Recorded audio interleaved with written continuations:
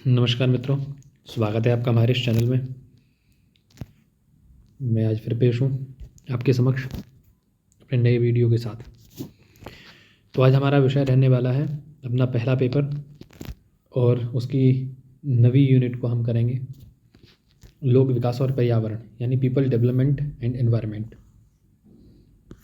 तो चलिए बिना देर किए शुरू करते हैं इसको वीडियो को। मैं प्रयास करूँगा कि कम से कम समय में और आप तक ये सारा जो अध्ययन सामग्री है उसको पहुँचाऊँ, मुख्य वस्तुओं को। देखिए, सबसे पहले हम पर्यावरण का मतलब जानेंगे, इंग्लिश में एनवायरनमेंट। पर्यावरण शब्द का निर्माण दो शब्दों से मिलकर हुआ है, परि तथा आवरण। परि का अर्थ है चारों ओर, आवरण का अर्थ है घेरे हुए, अर्थात जो हमें चारों ओर से घेरे हुए वो पर्यावरण है। पर्यावरण उन सभी भौतिक, रासायनिक एवं जैविक कारकों की सृष्टिगत इकाई है जो किसी जीवधारी अथवा पारितंत्रीय आबादी को प्रभावित करते हैं तथा उनके रूप, जीवन और जीवता को तय करते हैं। पर्यावरण के 4 प्रकार हैं। पर्यावरण 4 प्रकार का है: स्थलमंडल, जलमंडल, वायुमंडल और जैवमंडल। अब एक एक करके थोड़ा थोड़ा देखेंगे इनको, क्या क्या इनमें मुख्य है। स्थलमंडल। स्थलमंडल भूपृष्ठ पर पाए जाने वाले ठोस शैल पदार्थों की परतें हैं। पृथ्वी का सबसे बाहरी चट्टानी भाग है। इसका निर्माण तत्वों, खनिजों, शैलों तथा मिट्टी से होता है। जलमंडल। पृथ्वी के धरातल पर लगभग 70% भाग में पानी है। भाग को घेरे हुए जलराशियों का जलमंडल कहा जाता है। जल की वह परत जो पृथ्वी की सतह पर महासागरों, झीलों, नदियों तथा जलाशयों के रूप में फैली है, वह जलमंडल कहलाती है। वायुमंडल। पृथ्वी के चारों ओर विस्तृत गैसीय आवरण को वायुमंडल कहा जाता है। यह गैस, जलवाष्प तथा धूल कणों का मिश्रण है। वायुमंडल को निम्नलिखित परतों में विभाजित किया जाता है। वायुमंडल को किन परतों में विभाजित किया जाता है उन्हें देखेंगे: क्षोभमंडल, समतापमंडल, मध्यमंडल, तापमंडल, आयनमंडल और बाह्यमंडल। तो इन के द्वारा इसको विभाजित किया जाता है। अब आते हैं जैवमंडल पर। बायोस्फीयर। जिस स्थान पर वायुमंडल, जलमंडल और स्थलमंडल मिलते हैं, जहाँ ये तीनों मंडल मिलते हैं, उसे जैवमंडल कहते हैं। जैवमंडल पृथ्वी का वह हिस्सा है जहाँ जीवन संभव है। दूसरे शब्दों में जैवमंडल वह क्षेत्र हैं जैविक, बायोटिक तथा अजैविक, अबायोटिक मंडलों की पारस्परिक प्रक्रिया होती है, यानी जहाँ हम लोग रहते हैं। देखिए, पर्यावरण संरक्षण। पर्यावरण संरक्षण का तात्पर्य अपने चारों ओर फैले आवरण को संरक्षण तथा इसे अनुकूल बनाए रखने से है। पर्यावरण और प्राणी एक दूसरे पर आश्रित रहते हैं। पर्यावरण संरक्षण के अंतर्गत पर्यावरण के निम्न 2 रूपों का वर्णन किया जाता है: अनुकूल पर्यावरण और प्रतिकूल पर्यावरण। अनुकूल पर्यावरण इस प्रकार का पर्यावरण जीवधारियों के अस्तित्व की रक्षा, विकास और उन्नति में सहायक होता है। प्रतिकूल वह पर्यावरण जो जीवधारियों के अस्तित्व की रक्षा, विकास में उन्नति में बाधक होता है, प्रतिकूल पर्यावरण कहलाता है। यह आवश्यक नहीं है। इस स्थिति को ध्यान में रखकर, यानी ये जो पर्यावरण संरक्षण का समस्त प्राणियों तथा जीवन इस पृथ्वी के समस्त प्राकृतिक परिवेश से घनिष्ठ संबंध है। प्रदूषण के कारण संपूर्ण पृथ्वी दूषित हो रही है। इस कारण को ध्यान में रखकर 1992 में ब्राजील में पृथ्वी सम्मेलन का आयोजन किया गया था। इसके पश्चात वर्ष 2002 में जोहान्सबर्ग में पृथ्वी सम्मेलन आयोजित कर विश्व के सभी देशों को पर्यावरण संरक्षण पर ध्यान देने के लिए अनेक उपाय सुझाए गए थे। प्रदूषण के प्रकार कितने हैं? वायु प्रदूषण, ध्वनि प्रदूषण, जल प्रदूषण, मृदा प्रदूषण, रेडियोधर्मी प्रदूषण, अपशिष्ट प्रदूषण। हम सबको क्रमशः देखेंगे। सर्वप्रथम वायु प्रदूषण, एयर पॉल्यूशन। जब मानवीय या प्राकृतिक कारणों से वायुमंडल की गैसों की निश्चित मात्रा और अनुपात में अवांछनीय परिवर्तन होता है। एक तो निश्चित मात्रा है कि इतनी होनी ही चाहिए, उससे अधिक हो जाए तो, या उससे कम हो जाए तो, या वायु में इन गैसों के अतिरिक्त कुछ अन्य विषाक्त पदार्थ मिल जाते हैं, तो वायु प्रदूषण कहलाता है। वायु प्रदूषण के कारण, वर्तमान में वायु प्रदूषण के निम्नलिखित कारण हैं: यातायात में वृद्धि, जैसे बसों, विमानों, स्कूटरों आदि की संख्या में लगातार वृद्धि हो रही है। इन वाहनों से निकलने वाला धुआं लगातार वातावरण में मिल रहा है, जिससे वातावरण प्रदूषित हो रहा है। औद्योगिकीकरण व कृषि में रसायनों का प्रयोग। कृषि क्षेत्र में हम लोग देख रहे हैं जैसे कि बहुत सारे रसायनों का प्रयोग किया जा रहा है। उद्योगों से निकलने वाला धुआं तथा कृषि में रसायनों का उपयोग वायु प्रदूषण बढ़ा रहा है। साथ ही कारखानों में दुर्घटनाएं भी भयंकर हो रही हैं, जिसके कारण वायु प्रदूषणों में वृद्धि हो रही है। जनसंख्या वृद्धि।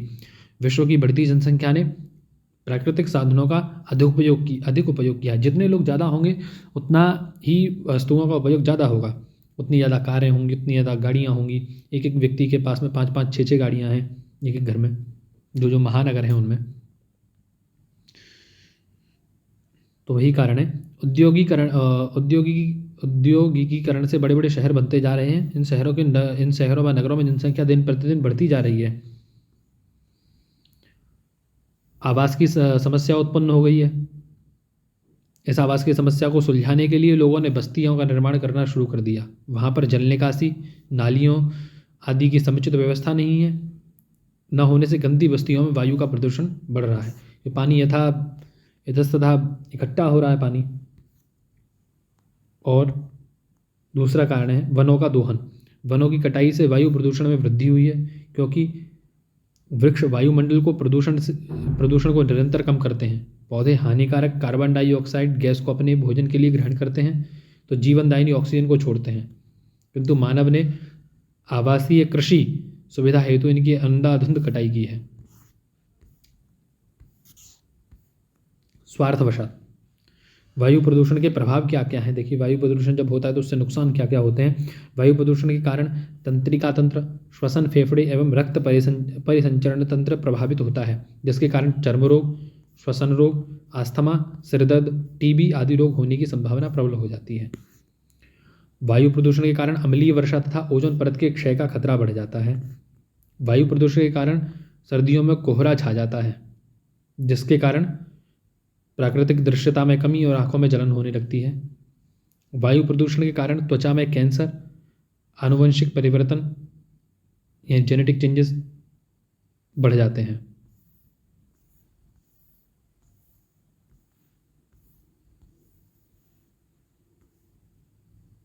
वायु प्रदूषण के कारण पृथ्वी के तापमान में वृद्धि होती है, जिसको हरित ग्रह प्रभाव से जाना जाता है। जब टेम्परेचर बढ़ जाता है पृथ्वी का, तो उसको हरित ग्रह हम लोग बोलते हैं। हरित ग्रह प्रभाव के कारण ही समुद्र का जल स्तर बढ़ जाता है। जब टेम्परेचर बढ़ेगा, स्वाभाविक ग्लेशियर पिघलेंगे। ग्लेशियर पिघलने से जो जल है वह जल स्तर बढ़ेगा समुद्र का।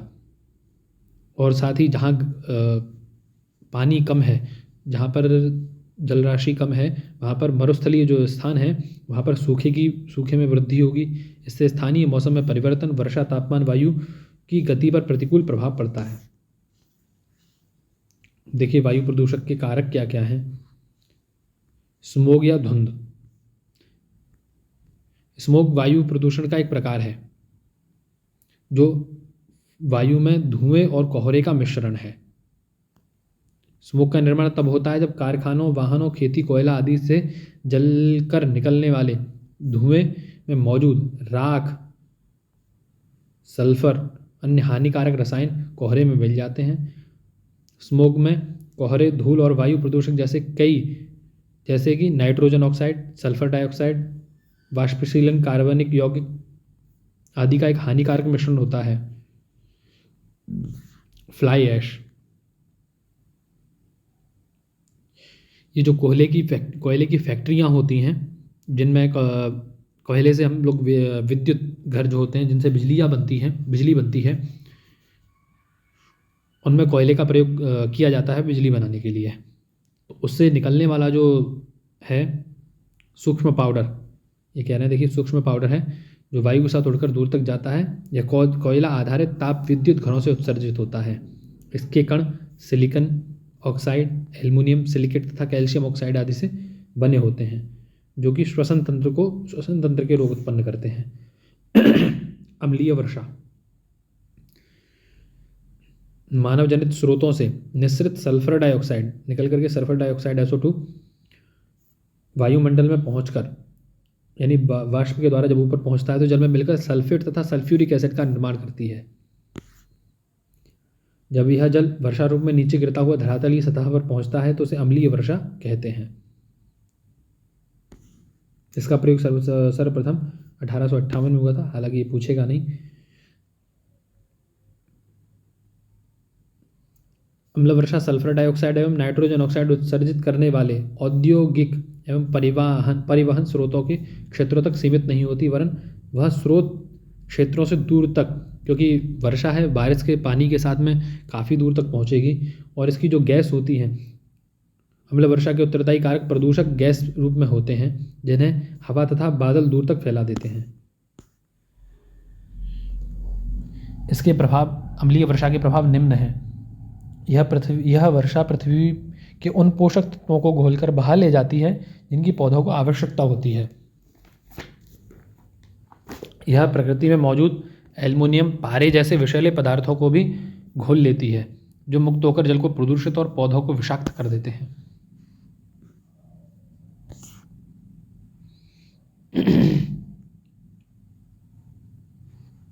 अम्लीय वर्षा और सूखे अम्लीय अवसाद में इमारतें, वाहन और पत्थर धातु की दूसरी वस्तुओं को हानि होती है। अम्ल वर्षा अम्ल वस्तुओं को व्यापक हानि पहुंचाता है तथा ऐतिहासिक इमारतों को भी नष्ट कर देता है।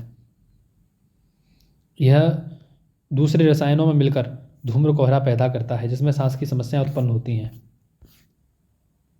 अब देखिए हरित गृह प्रभाव के बारे में जानेंगे हम। हरित गृह प्रभाव यानी ग्रीन हाउस इफेक्ट।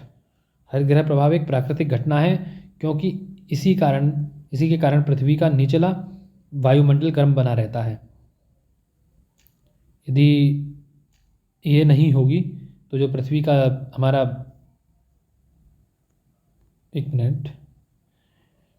जो टेम्परेचर है हमारा पृथ्वी का वो गर्म नहीं रहेगा, इसीलिए आवश्यक भी है। लेकिन अधिक आवश्यकता आप सभी लोग जानते हैं वो नुकसान ही करती है। बना रहता है और तापमान को जीवन के अनुकूल बनाए रखता है। पृथ्वी के धरातल के संदर्भ में carbon dioxide, methane, chlorofluorocarbon, nitrous oxide तथा जल वाष्प, वाटर वेपर आदि गैसें हरित गृह की तरह व्यवहार करती हैं। ये देखिए नोट करने वाली बात है, आप इस चीज़ को नोट कर सकते हैं, ध्यान देंगे क्योंकि पूछा जाता है कि हरित गृह प्रभावित कौन सी गैसें होती हैं। तो carbon dioxide, methane, chlorofluorocarbon, nitrous oxide तथा जल वाष्प। ये सौरिक विकिरण को धरातल तक पहुंचने से कोई बाधा उत्पन्न नहीं करती, लेकिन पृथ्वी से उत्सर्जित होने वाली दीर्घ तरंगों यानी छोटी भाषा में कहें तो ये ऊपर से जो सूर्य की किरणें आती हैं उनको तो ज़मीन तक पहुंचने देती हैं, लेकिन जो ज़मीन से ऊष्मा गैस निकलती हैं, गर्म गैसें जो निकलती हैं उनको यह रोक कर रखती है। यानी पृथ्वी का जो टेम्परेचर है उसको मेंटेन करके रखती है, एक प्रकार से मतलब भाषा में कहेंगे तो उसको मेंटेन करके रखती है।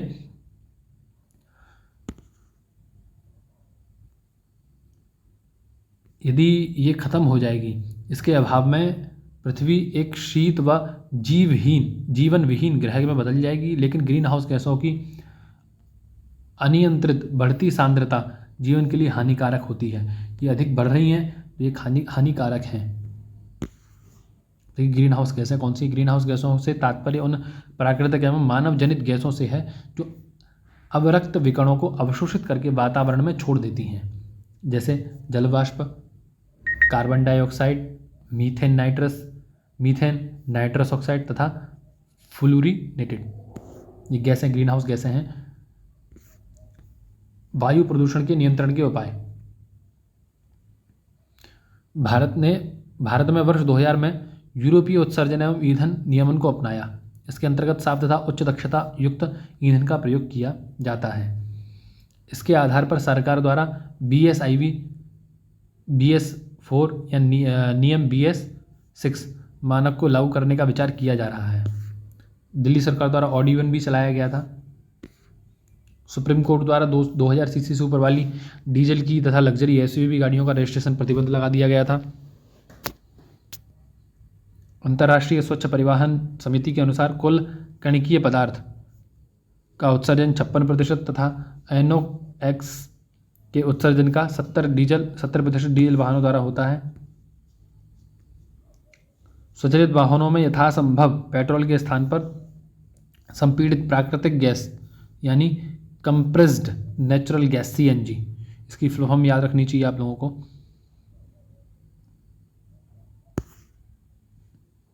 ऊर्जा के वैकल्पिक स्रोतों के प्रयोगों को बढ़ावा दिया जाए, जैसे ज्वारीय ऊर्जा, पवन ऊर्जा। स्वचालित वाहनों को से निकलने वाले प्रदूषण को कम करने के लिए गाड़ियों में स्क्रबर आदि लगे होने चाहिए। फैक्ट्री की चिमनियों में वैग फिल्टर लगा होना चाहिए। ये कुछ सरकार के प्रयास हैं जो उन्होंने किए हैं, आप चाहें तो देख सकते हैं इसको।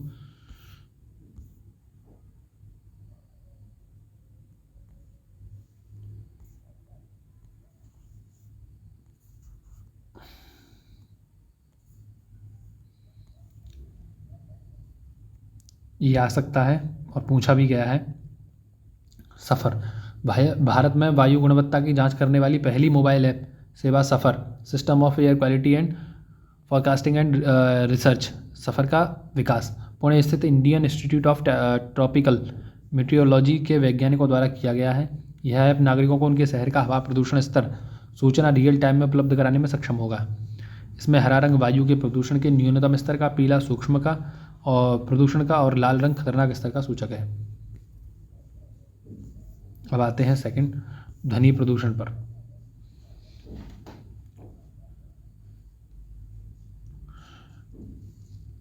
इसको डेसिबल में मापा जाता है। एक सामान्य व्यक्ति के लिए 50 डेसिबल की तीव्रता तक ध्वनि का सुनना उपयुक्त है, सामान्य होता है। इससे अधिक डेसिबल की तीव्रता ध्वनि शोर कही जाती है, यानी 80 डेसिबल से अधिक। ध्वनि प्रदूषण के कारण क्या क्या हैं? प्राकृतिक कारण देखेंगे, बादलों की गर्जना, बिजली कड़कना, भूकंप की ध्वनि, तेजी से गिरते पानी की ध्वनि, तूफानी हवाएं, किंतु ये अधिक हानिकारक नहीं है। मानवीय कारण देखेंगे भी, औद्योगिक इकाइयों द्वारा बड़े बड़े कारखानों और मशीनों की तीव्र आवाज़ होती है, जिसके कारण नज़दीक खड़े व्यक्ति की बात नहीं सुन सकते। यह ध्वनि प्रदूषण का कारण है। आवागमन साधनों द्वारा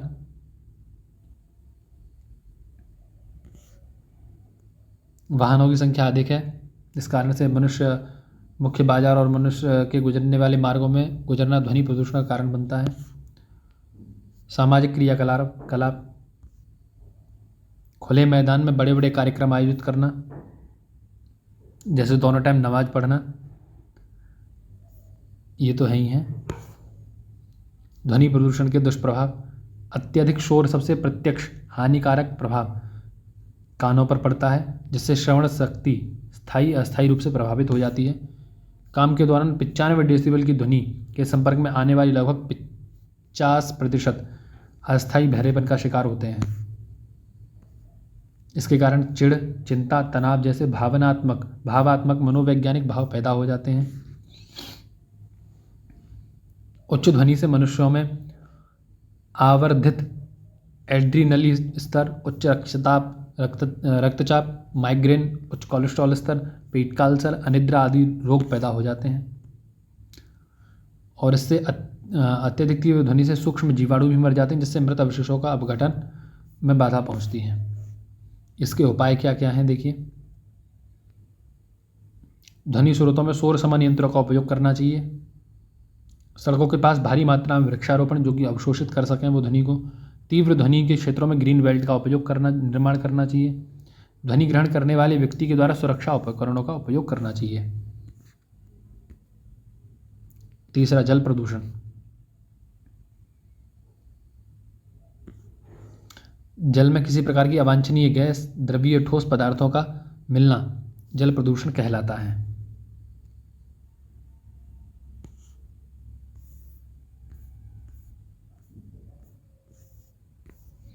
जल प्रदूषण के कारण कृषि अपशिष्ट। वर्तमान समय में खेतों में हम लोग बहुत ऐसी चीज़ें लगा रहे हैं जो कि बहुत ही नुकसान करती हैं, यूरिया, DAP इत्यादि। तो वो देखिए उन्हीं के बारे में कह रहे हैं। नाइट्रेट्स, फास्फोरस, यूरिया आदि का उपयोग अधिक किया जाने लगा है। ये पानी के साथ बहकर जल को प्रदूषित करता है। इनसे शैवाल में वृद्धि होती है।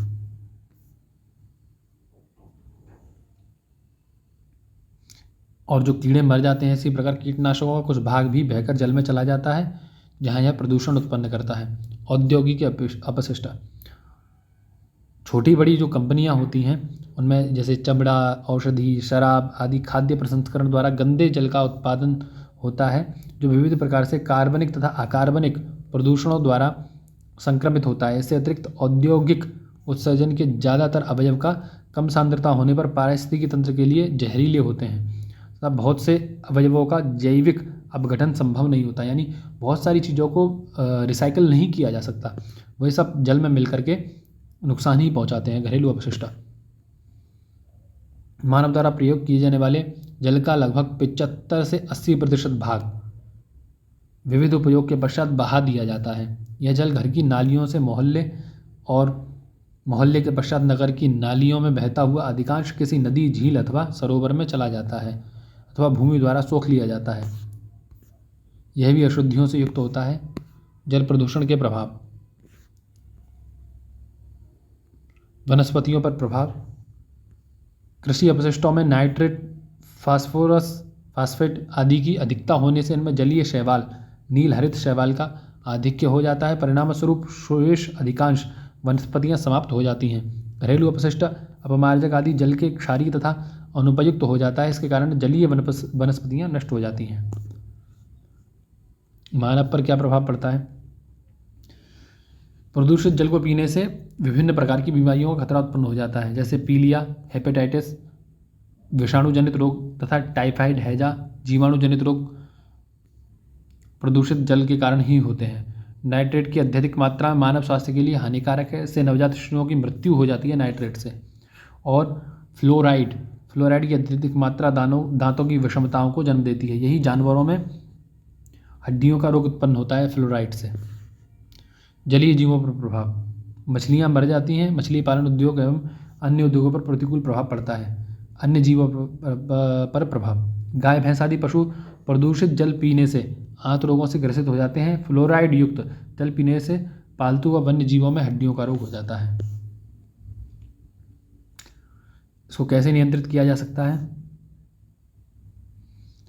जल संरक्षण तथा जल प्रदूषण के नियंत्रण के संबंध में लोगों को जागरूक करना चाहिए। सरकार के साथ स्वयंसेवी संगठनों की मदद ली जानी चाहिए। आम जनता को घरेलू अपशिष्ट प्रबंधन में दक्ष करना होगा। और प्रतिष्ठानों हेतु स्पष्ट नियम बनाने चाहिए। नगर पालिकाओं की सीवर संशोधन संयंत्रों की व्यवस्था कराई जानी चाहिए। जैव ऑक्सीजन यानी BOD, biological oxygen demand.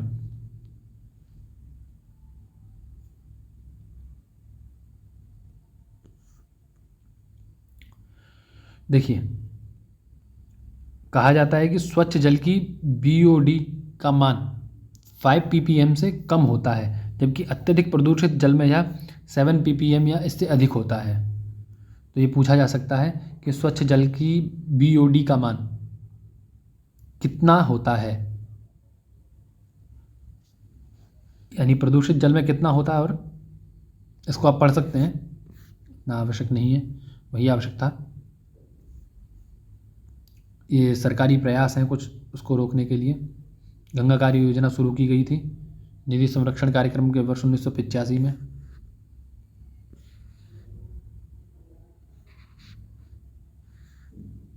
Namami Gange परियोजना 2014 जून में। इस योजना पर 2019 तक 20,000 करोड़ खर्च करने जाने हैं।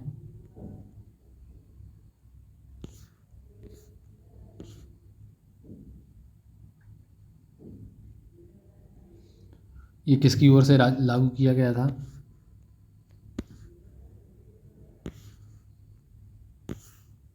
मृदा प्रदूषण, चौथा।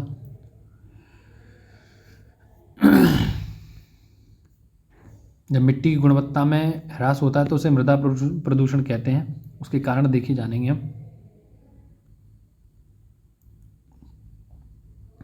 मृदा में घरेलू कूड़ा करकट तथा अपशिष्ट पदार्थ मिलने से मृदा प्रदूषित हो जाती है।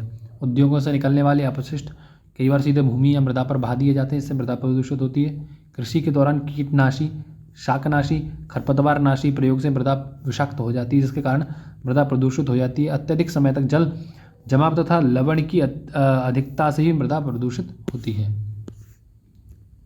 इसके प्रभाव क्या क्या हैं?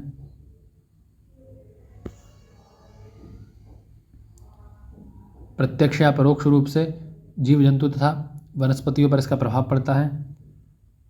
मौलिक गुणों का ह्रास होता है, मिट्टी के उत्पादन क्षमता कम हो जाती है।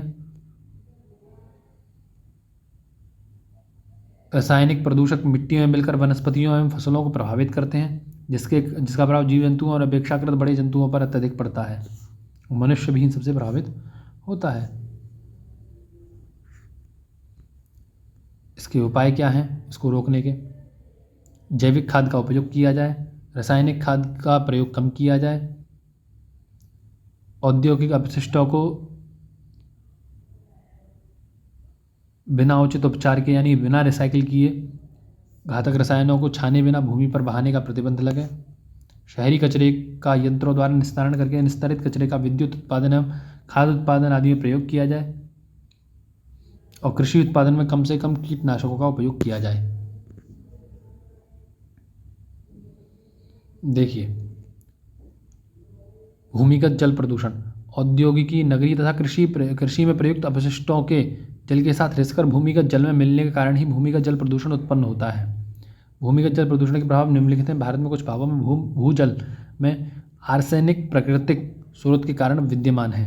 पीने के पानी में नाइट्रेट की अधिक मात्रा नवजात शिशुओं में हीमोग्लोबिन के साथ मिलकर मीथोमोग्लोबिन बनता है। आर्सेनिक मुक्त जल के प्रयोग से ब्लैकफुट नामक चर्म रोग हो जाता है। ये देखिए, आर्सेनिक मुक्त जल के आर्सेनिक मुक्त जल प्रयोग से ब्लैकफुट नामक प्रयोग होता है, रोग हो जाता है। अब है 5वां रेडियोधर्मी प्रदूषण। रेडियो एक्टिव पदार्थों से विकिरण जो रेडियोधर्मी प्रदूषण कहलाता है, जैसे वो कौन से हैं? यूरेनियम, थोरेनियम, प्लूटोनियम आदि। रेडियोधर्मी प्रदूषण को मापने की इकाई को रोंटगन कहते हैं।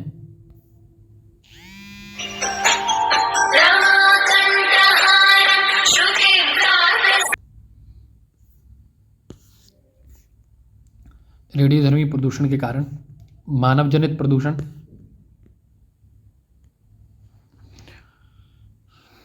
यह प्रदूषण मुख्यतः परमाणु रिएक्टरों के होने वाले रिसाव, प्लूटोनियम अथवा थ्योरिनियम का शुद्धिकरण, नाभिकीय प्रयोग, आणविक ऊर्जा संयंत्र, औषधि विज्ञान और परमाणु बमों के विस्फोट द्वारा होता है। इसके अतिरिक्त मानव द्वारा उद्देश्यों के लिए प्रयोग में लाई जाने वाले कोबाल्ट, स्टर्न्स, कार्बन, सीजियम, ट्रिटिनियम, इनके द्वारा होता है। इसके प्रभाव क्या क्या हैं? देखिए, वैसे ज़्यादा उपयोगी नहीं है, इसका प्रश्न आता नहीं है। इसके प्रभाव क्या क्या हैं वो देख लेते हैं। रेडियोधर्मी विकिरण के प्रभाव कई हजार वर्षों तक रहते हैं।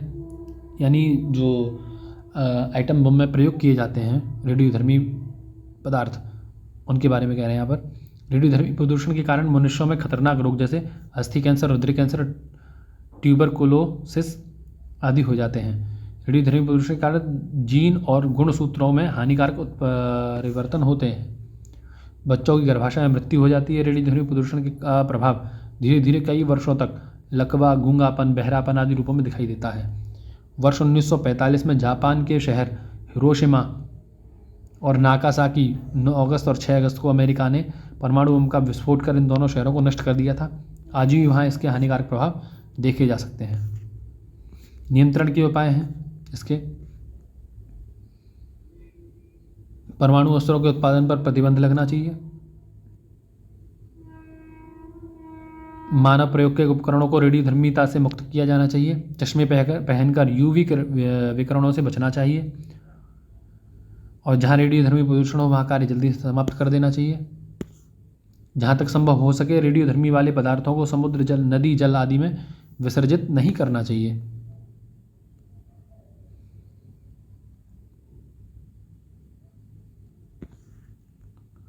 इसको आप पढ़ सकते हैं, ऐसी कोई मुझे आवश्यकता लग नहीं रही है इसकी। प्लास्टिक प्रदूषण। प्लास्टिक का विश्व उत्पादन में 8% योगदान है। प्लास्टिक में उपस्थित विषैले रसायन कैंसर, जन्मजात विकृति, थायराइड समस्या, पाचन तंत्र में संबंधित बीमारियां उत्पन्न करते हैं।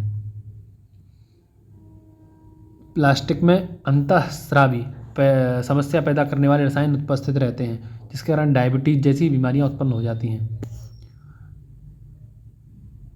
प्लास्टिक में उपस्थित पैथलेट्स बिस्फेनॉल ए मानव में कैंसर उत्पन्न करते हैं। प्लास्टिक के उत्सर्जन से डायोक्सिन्स उत्पन्न होते हैं। उल्लेखनीय केंद्र सरकार द्वारा मार्च 2018 में प्लास्टिक कचरा नियम 2011 के स्थान पर प्लास्टिक कचरा प्रबंध नियम 2016 अधिसूचित किया गया, यानी बैन किया गया है प्लास्टिक का।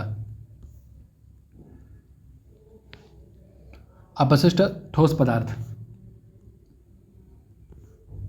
उपयोग के पश्चात बेकार तथा निरर्थक पदार्थों को अपशिष्ट तत्व की संज्ञा प्रदान की जाती है।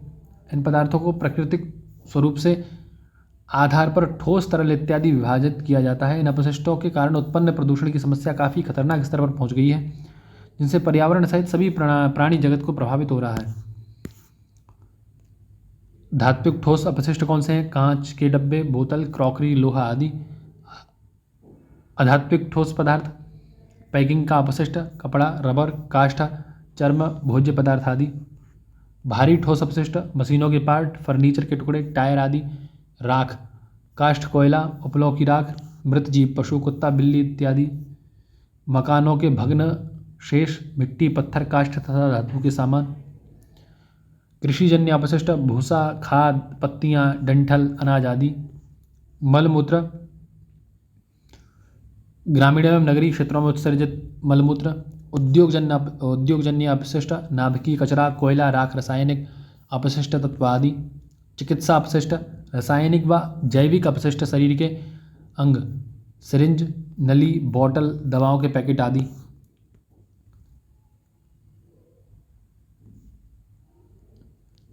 अपशिष्टों का उपचार या प्रबंधन। इनका क्या प्रबंधन किया जा सकता है? अपशिष्ट पदार्थों का दहन हो सकता है। इनका निपटान, स्वरूप परिवर्तन आदि अपशिष्ट प्रबंधन के अंतर्गत आता है।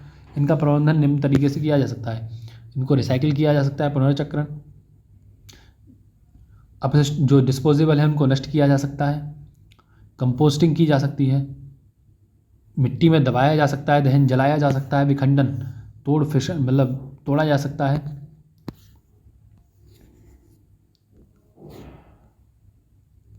वर्मी कल्चर, समुद्री डंपिंग, ताप अपघटन, जैविक पुनर्संकरण, ये सब इनका किया जा सकता है। ई कचरा प्रदूषण। ई कचरा वर्तमान में महत्वपूर्ण पर्यावरण समस्या बनता जा रहा है, जिसका संबंध नवीन प्रौद्योगिकी से है, जैसे TV, fridge, mobile, CD, AC आदि के बेकार होने पर फेंक दिए जाने के कारण ई कचरे का निर्माण होता है।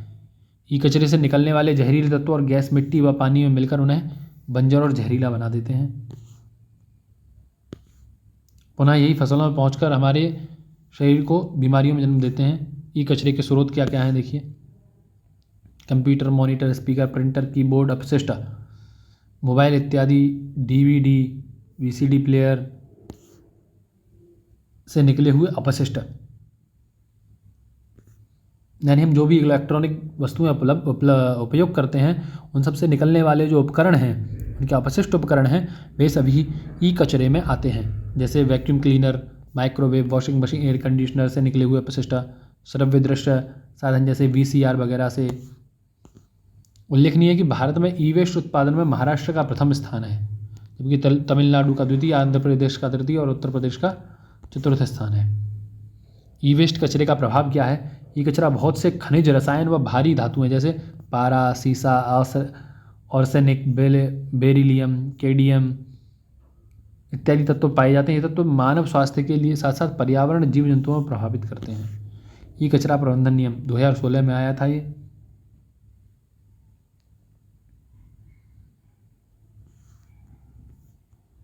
इसको आप पढ़ सकते हैं।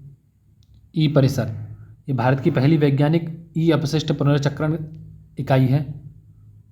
इसको 2015 में शुरू किया गया था। यह अपशिष्टों को रिसाइकिल करने का काम करती है।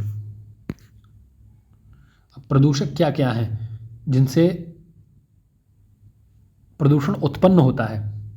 ऑटोमोबाइल से निकलने वाला धुआं, फैक्ट्रियों से निकलने वाले रसायन, परमाणु संयंत्रों से निकलने वाले रेडियोलेसिस तत्व, घरों से निकलने वाले वाहित मल आदि प्रदूषकों के अंतर्गत आते हैं।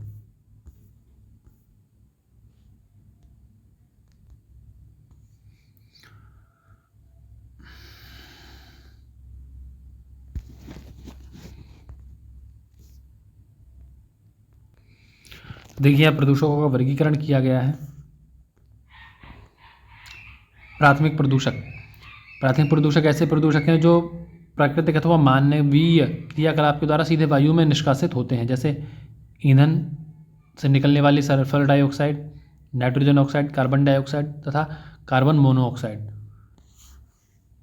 द्वितीयक प्रदूषक में जो प्राथमिक वायु प्रदूषक तथा अन्य वायुमंडलीय अवयवों जैसे जलवाष्प, रासायनिक धूम्रकोहरा एवं अम्ल वर्षा। पर्यावरण में निपटान के आधार पर वर्गीकरण। जैव निम्नीकरण प्रदूषक वे पदार्थ हैं जैसे घर का कूड़ा, सीवेज, जिनका पर्यावरणीय अपघटकों द्वारा पूर्णतः अपघटन हो जाता है, अतः इससे आसानी से प्राकृतिक तरीके से अपघटित किया जा सकता है। जैसे जैव अनिम्नीकरणीय प्रदूषक वे पदार्थ हैं जैसे क्लोरीन, हाइड्रोकार्बन, कीटनाशक, बेकार प्लास्टिक की बोतलें, पॉलीथीन बैग आदि जिनका या तो अपघटन नहीं होता या फिर बहुत धीरे धीरे होता है, वे जैव अनिम्नीकरण प्रदूषक कहलाते हैं, जिनको नियंत्रित करना काफ़ी कठिन होता है।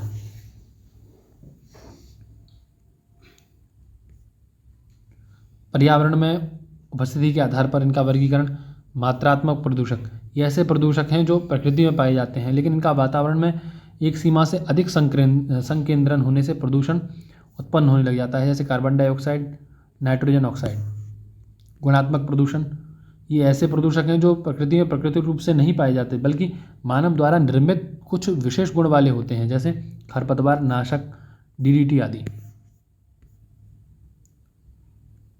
पर्यावरण में उत्पत्ति के आधार पर प्राकृतिक प्रदूषक ऐसे प्रदूषक हैं जो प्रकृति के स्रोतों अथवा प्राकृतिक क्रियाकलापों से निकलते हैं। पौधों के पराग, पौधों के शीलन, ज्वालामुखी विस्फोट व जैविक पदार्थों के सड़ने गलने से निकलने वाली गैसें। प्राकृतिक प्रदूषकों की सांद्रता कम होती है और उनसे गंभीर हानि नहीं होती। मानव जनित प्रदूषक ये ऐसे प्रदूषक हैं जिनकी उत्पत्ति मानविकी क्रियाकलापों के परिणामस्वरूप होती है, जैसे कीटनाशक। अब देखिए, मानव स्वास्थ्य पर इन प्रदूषकों का क्या प्रभाव पड़ता है। CO और CO2 इसका स्रोत है मोटर गाड़ी, जिससे प्रभाव पड़ता है श्वसन रोग और हरित गृह प्रभाव। सल्फर, SO2 और H2S ताप संयंत्र इसका स्रोत है, इससे होने वाला रोग है श्वसन रोग, अम्ल वर्षा। नाइट्रोजन के यौगिक स्रोत मोटर वाहन और ताप संयंत्र, इससे होने वाले रोग आँखों व फेफड़ों में जलन, अम्ल वर्षा। मीथेन धान के खेत से हरित गृह प्रभाव। हाइड्रोकार्बन गैस मोटर वाहन से उत्पन्न होती है, पेट्रोलियम उद्योग जितने भी हैं उनसे, इससे होने वाले रोग हैं श्वसन रोग और कैंसर रोग। क्लोरोफ्लोरोकार्बन प्रशीतन और फोम उद्योग से उत्पन्न होती है, इसके कारण ओजोन क्षरण और चर्म रोग आदि रोग होते हैं। ओजोन गैस ये उद्योगों से, जितने भी उद्योग कारखाने हैं, श्वसन संबंधी रोग इससे होते हैं। सीसा ये मोटर वाहनों से उत्पन्न होता है, इससे होने वाले रोग कैंसर, पाचन तंत्र संबंधी रोग होते हैं। रेशे ये जो वस्त्रों के कारखाने हैं, वस्त्रोद्योग, उनसे होता है, फेफड़ों पर इसका प्रभाव पड़ता है। धूम मोटर वाहन व्हीकल से उत्पन्न होता है, आँखों में जलन। एस्बेस्टस यह निर्माण उद्योगों से उत्पन्न होता है। श्वसन संबंधी इससे समस्याएं होती हैं। पारा इलेक्ट्रिक पदार्थ है। केंद्रीय तंत्रिका व किडनी पर का क्षतिग्रस्त होना या मिनीमाटा रोग होना इसके प्रभाव हैं। बेरिलियम यह इलेक्ट्रॉनिक पदार्थों से उत्पन्न होता है। कैंसर और बेरिलियम नामक रोग इससे होता है। श्वसन समस्या एवं सीने में दर्द इसकी वो है।